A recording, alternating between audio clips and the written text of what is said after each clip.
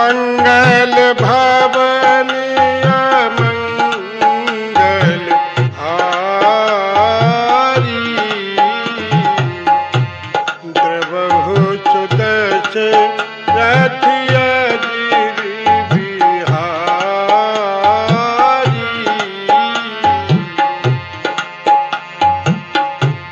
जन के सुता जग जननी जानकी, अतिशय प्रिय करुणा निधान की। ताके युग पद कमल मनाऊं,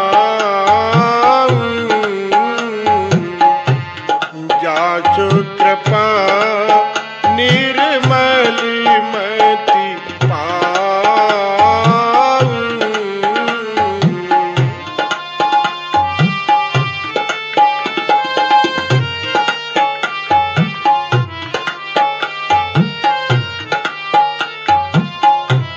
अब प्रभु कृपा करहु यही भांति, सब तज भजन करहु दिन राति।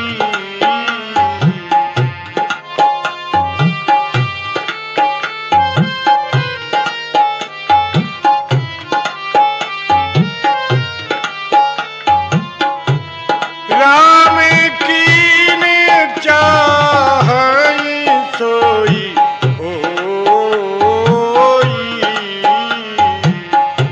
करहि अनिठायति नहीं कोई, करहि अनिठायति नहीं कोई। राम कीन चाहै सोई होई, करे अन्यथा यश नहीं कोई। जो भगवान करना चाहते हैं वही होता है, अन्यथा उसे कोई नहीं कर सकता। भगवान जब कृपा करते हैं तब उल्टे काम भी सीधे बन जाते हैं। बाबा तुलसीदास जी की इस चौपाई को मैं एक उदाहरण देकर आप सबको बताने का प्रयास करता हूं। इस बात का एक उदाहरण है, एक गरीब भोला नाम का ब्राह्मण था, भीख मांगकर गुजारा करता था। एक दिन उसकी पत्नी ने अपने पति से कहा कि तुम रोज भीख मांगते हो, फिर भी पेट नहीं भर पाते, आप राजा के पास क्यों नहीं चले जाते? ब्राह्मण बोला, मैं तो बिना पढ़ा लिखा हूँ, दीन ब्राह्मण हूँ, भला मुझे वहां क्या मिलेगा? सीधे साधे आदमी की बात कौन सुनता है? राजा मेरी बात को क्यों सुनेगा कि वहां पर तो काफी विद्वान लोग बैठे होंगे। पत्नी ने कहा कि एक बार जाइए तो सही, भगवान आप पर जरूर कृपा करेंगे। अगर आप पर राम जी की कृपा होगी तो सब कुछ ठीक हो जाएगा। पत्नी की बात मानकर ब्राह्मण राजा के पास चला गया। वहां पहले से ही कुछ विद्वान ब्राह्मण बैठे हुए थे। इस गरीब ब्राह्मण ने उनसे कहा, भैया मैं बहुत गरीब ब्राह्मण हूँ, ऐसा कोई उपाय मुझे बता दो जो राजा मुझ पर खुश हो जाए और मुझे थोड़ा बहुत धन दे दे। उन ब्राह्मणों ने देखा कि ये तो मूर्ख है, तो उस भोले ब्राह्मण से कहा कि तुम राजा के दरबार में जाते ही पैर से जूता निकालकर राजा की पगड़ी में मारना, राजा बहुत खुश हो जाएगा। आज भी इस दुनिया में ऐसे लोग बहुत हैं, उन्हीं को लोग विद्वान कहते हैं, जो मार्ग से भटका दे। जो दूसरों को कष्ट देने में ही अपना हित समझते हैं। ऐसे लोगों का भला कभी नहीं हो सकता। जिसकी कोई नहीं सुनता, उसकी फिर परमात्मा सुनता है। किसी को संकट में फंसाना परमात्मा को यह काम अच्छा नहीं लगता। अच्छा रास्ता कोई नहीं बताता। वह तो बेचारा सीधा सादा ब्राह्मण, नाम भी भोला और वैसे भी बहुत भोला। ये सुनकर भोला ब्राह्मण राजा के दरबार में गया और पास में जाकर राजा की पगड़ी में जूता मारा। पगड़ी जमीन पर गिर गई, किंतु हुआ क्या सज्जनों, राजा की पगड़ी में से एक काला सांप निकलकर भागा।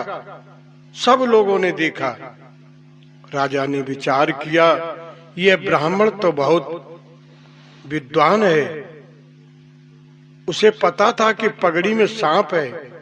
अगर मुझसे कहता कि महाराज पगड़ी में सांप है, तो मैं हाथ से पगड़ी उतारता और सांप मुझे काट लेता। और अगर ये ब्राह्मण पगड़ी उतारता तो इसे भी सांप खा जाता। इसलिए इसने बिना कुछ विलंब किए जूता से ही पगड़ी उतारी और मुझे बचा लिया। राजा ने खुश होकर उस भोले ब्राह्मण को बहुत सा धन देकर मान सम्मान के साथ विदा किया। जिन ब्राह्मणों ने उस भोले ब्राह्मण को सिखाया था, उन्हें बड़ी जलन हुई कि हम विद्वान ब्राह्मणों को छोड़कर इस मूर्ख का सम्मान किया गया। समय बीतता गया सज्जनों। कुछ समय बीत जाने पर वही भोला ब्राह्मण फिर राजा के राज दरबार में गया और उन्हीं ब्राह्मणों से फिर पूछा कि अब की बार मुझे क्या करना चाहिए कि राजा खुश हो जाए। ब्राह्मणों ने विचार किया, ये मूर्ख बार बार यहाँ आकर हम लोगों को अपमानित कराएगा, इसलिए अब की बार ऐसा कुछ बताओ कि राजा इसे प्राण दंड दे दे। यह विचार कर उस भोले ब्राह्मण से कहा कि अब की बार पहले से भी अच्छा उपाय बताऊंगा कि राजा बहुत प्रसन्न हो जाएंगे। आज तुम एक काम करना, तुम जाते ही जाते राजा का हाथ पकड़कर सिंहासन से नीचे खींच कर लाना, राजा को भवन के बाहर लाकर छोड़ना। ब्राह्मण तो भोला था सज्जनों। उसने राज्यसभा में जाकर राजा का हाथ पकड़कर बाहर की ओर खींचता हुआ भागा और बाहर आकर छोड़ दिया। उसी समय हुआ क्या सज्जनों, जहां राजा बैठा था वह सिंहासन के ऊपर की छत नीचे गिर पड़ी। राजा बहुत प्रभावित हुआ। उसने विचार किया, यह ब्राह्मण कितना जानकार है। अगर ये कहता कि आज छत गिरने वाली है तो मैं ऊपर देखता, तब तक छत हमारे ऊपर गिर जाती और मैं उसमें दब जाता। इसलिए शीघ्रता से हाथ पकड़कर खींचकर मुझे बचा लिया। यह ब्राह्मण बहुत अच्छा भविष्य जानने वाला है। राजा बहुत प्रसन्न हुआ और उस भोले ब्राह्मण को राजा ने बहुत सम्मान किया, काफी धन दिया और अपने पास राज्यसभा में हमेशा के लिए रख लिया। इसलिए कहते हैं कि जब प्रभु दया करते हैं तब उल्टे काम भी सीधे हो जाते हैं। पगड़ी पलटत अही लखो बांगात गिर गए, उल्टे सीधे होते हैं करत राम जब ने, करत राम जब ने। पगड़ी को जब पलट दिया तो सर्प निकला और जब बाह पकड़ के राजा को खींचा सिंहासन से नीचे तो सिंहासन के ऊपर की छत नीचे गिर पड़ी। प्रभु जब दया करते हैं सज्जनों, तब उल्टे काम भी सीधे हो जाते हैं। इसलिए हमेशा प्रभु की कृपा पाने की चेष्टा करनी चाहिए। यही प्रार्थना करनी चाहिए कि हे प्रभु, अपनी कृपा दृष्टि मुझ पर सदैव बनाए रखना।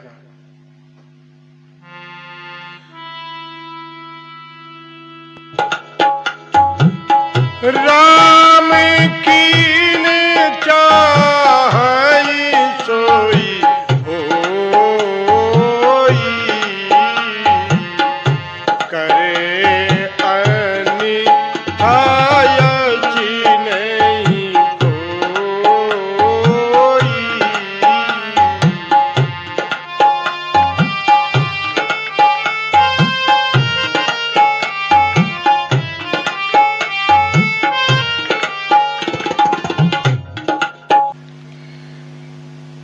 मनुष्य ही एक ऐसा प्राणी है सज्जनों, जो सब जीवधारियों में श्रेष्ठ है। आपको मानव का शरीर मिला है, अब आप क्या बनना चाहते हैं? शक्तिमान बनना चाहते हो या शक्तिहीन होना चाहते हो? मनुष्य के स्वयं अपने हाथ में है। अपनी प्रत्येक आदत और वासना के ऊपर आप नियंत्रण पा सकते हैं, क्योंकि आप अनंत परमात्मा के एक अंश हैं और परमात्मा के बल के आगे ऐसा कुछ भी नहीं है जो टिक सके। अनेक मनुष्य अपना जीवन बहुत हल्के में बिताते हैं और कहते हैं, अरे भैया हमसे ये कभी नहीं हो पाएगा, जिसमें व्यक्ति कभी स्वतंत्र होता ही नहीं। क्या तुम्हें इस संसार में प्रभावशाली बनना है? यदि हाँ, आपको प्रभावशाली बनना है तो आप अपने आप पर निर्भर रहो और स्वतंत्र बनने का प्रयत्न करो। अपने आप को साधारण मनुष्य मत समझो कि हमसे ऐसा कुछ नहीं हो पाएगा। आप ऐसा मत कहो। यदि आप परमात्मा के ऊपर विश्वास रखते हैं तो फिर लोगों की आलोचना से कभी मत डरना। लोगों को आलोचना करने दो, तुम डरो नहीं, तो प्रभु आपकी सहायता अवश्य करेंगे। यदि लोगों को खुश करने के लिए अपना जीवन बिताएंगे तो लोगों से आप कदापि खुश नहीं रह पाएंगे, बल्कि जैसे जैसे आप उन्हें खुश रखने में लगेंगे वैसे वैसे ही आप गुलाम बनते जाएंगे और वैसे ही वैसे आपसे उनकी मांग बढ़ती जाएगी। जो कोई स्वाभाविक रीत से अपनी सामर्थ्य के उपयोग करता है वह निश्चित रूप से महान पुरुष होता है। जिन मनुष्यों को अपनी मूल शक्ति आत्मशक्ति का भान होता है वे मनुष्य निष्काम ओछे काम निंदा चुगली करते हुए दिखाई नहीं देंगे। वे मनुष्य सदा सद्मार्ग पर ही चलते दिखाई देंगे। इसलिए हमारा आप सबसे यही कहना है, अपनी आत्मशक्ति को पहचानो, अपने आप को पहचानो कि मैं कौन हूँ और कहां से आया हूँ और मुझे कहां जाना है। अगर तुमने अपनी आत्मशक्ति को पहचान लिया तो आप परमात्मा को भी पहचान जाओगे। अपने शरीर से किसी भी जीवधारी को कष्ट न पहुंचे, किसी का भी कभी अहित न हो जाए, तभी आप परमात्मा के सच्चे हितैषी बन सकते हैं। और मैं इससे ज्यादा कुछ नहीं कहना चाहता। जय श्री कृष्णा, जय सिया राम।